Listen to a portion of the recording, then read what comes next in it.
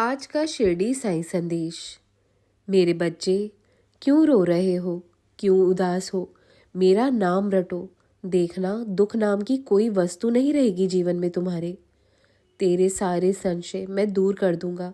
भक्ति हो ना हो, विश्वास हो ना हो, श्रद्धा हो ना हो, तू सिर्फ मेरा नाम लेना शुरू कर। तेरे सारे कष्ट मैं दूर कर दूंगा। इससे बढ़कर और क्या बात हो सकती है? ये संसार कर्म भूमि कहलाती है। बहुत सावधानी से चलिए, बहुत कीमती जीवन है। एक एक क्षण आपका ईश्वर की निगरानी में है। आप क्या कर रहे हो वो लिखा जा रहा है। यहाँ जो बोओगे वही आपको काटना पड़ेगा। जैसी सोच रखोगे वैसी स्थिति बन जाती है।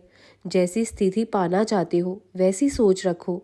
जो बनना चाहते हो वैसी सोच रखोगे तो ज़रूर बन जाओगे। जब व्यक्ति का मन अंदर से पूरी तरह टूट जाता है और अंदर से वो सारी हिम्मत अपनी छोड़ देता है, तो परमात्मा कोई ना कोई चमत्कार ज़रूर करता है। चाहे किसी को तुम पर विश्वास हो या ना हो, पर ईश्वर ने तुम्हारे लिए बहुत कुछ अच्छा सोचा हुआ है और यकीन मानो वो वक्त आने पर ज़रूर तुम्हें देंगे। और ये जो दुनिया तुम्हारे लिए बातें करती है, तुम्हारा अपमान करती है, तुम्हारा मजाक बनाती है, उन्हें वो ईश्वर अपने आप सारे जवाब दे देगा। बस तुमने हिम्मत नहीं हारनी, घबराने की कोई ज़रूरत नहीं है। चिंता मत करो, मैं हर व्यवस्था तुम्हारे लिए कर दूंगा।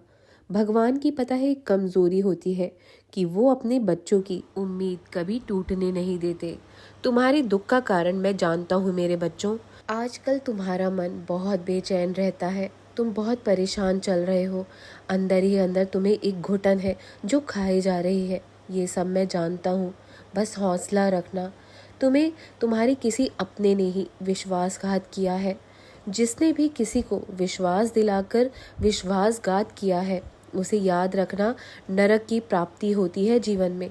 लोग बुरे कर्म करते हुए नहीं घबराते, लेकिन बाद में जो विश्वासघात करता है उसे महापाप माना जाता है, महापापी होता है वो। कभी भी विश्वासघात किसी के साथ भी नहीं करना चाहिए। और तुम किसी के पीछे भागकर अपना जीवन क्यों खराब कर रहे हो?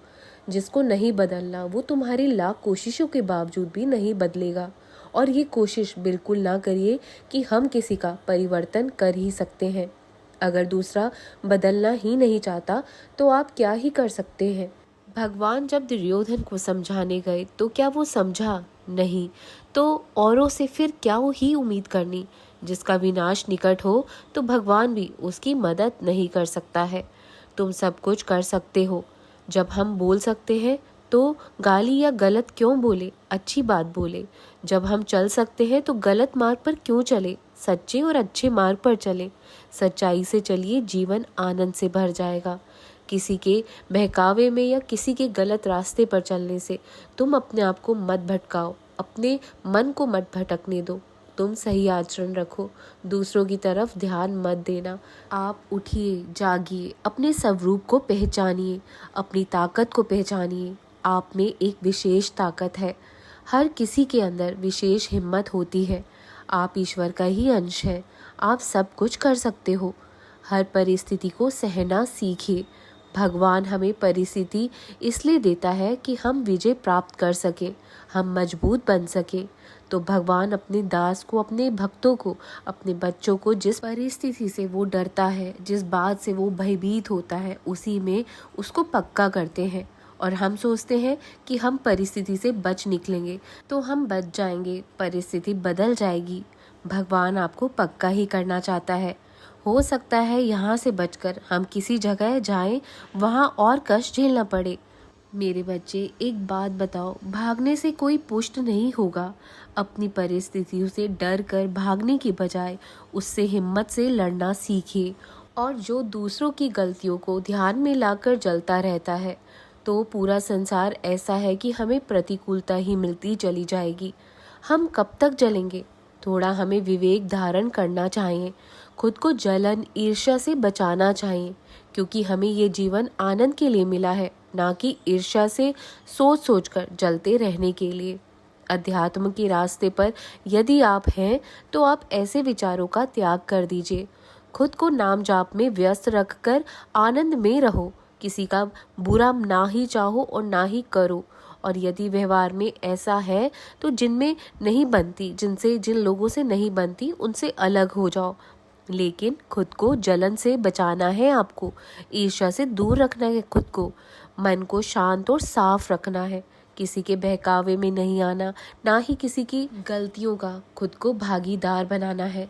अगर सामने वाला गलत आचरण कर रहा है या दूसरों के प्रति निंदा कर रहा है, किसी का अपमान कर रहा है, खुद को उस स्थान से हटा लो, वरना आप भी पाप के भागीदार उतने ही बनते चले जाएंगे जितना वो व्यक्ति गलत है। इसलिए ऐसे स्थान से, ऐसे व्यक्तियों से खुद को दूर कर लीजिए जो खुद तो गलत आचरण करते हैं, खुद तो गलत व्यवहार करते हैं दूसरों के प्रति, और आपको भी उतना ही गलत बनाते चले जाते हैं। ऐसे व्यक्तियों की संगति से आपको खुद को बचाना है, तभी आपका ये आध्यात्मिक जीवन सफल हो पाएगा।